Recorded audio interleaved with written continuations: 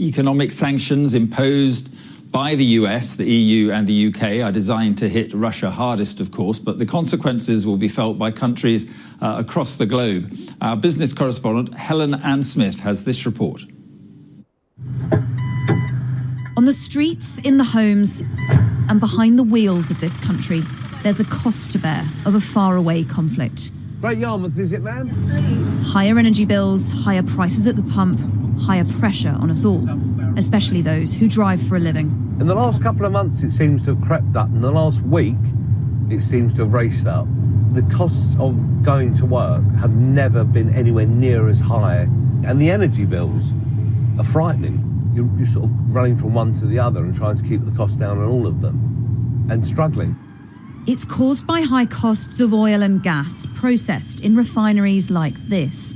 Crucially, the UK buys very little from Russia, but Europe buys a lot. It means any disruption pushes prices right up, prices across the whole market. And it affects more than just the cost of heating our homes. It's also biting here. The tanks, which we're now in front of here, hold about 7,500 tonnes each. Where fertiliser arrives, is turned round and sold on. Mammoth tanks of the stuff, made using gas, destined for the fields of our farmers. A huge part to play in the price of our food. Prices for nitrogen fertilisers have gone up by 300 or 400% in the last year, and that was without the war. Because we're at the start of the food chain, what we pay, passed on to farmers and in turn to consumers, is going to hit everybody in the pocket. It means that we're on the path to the £3 loaf of bread, the £7 pint.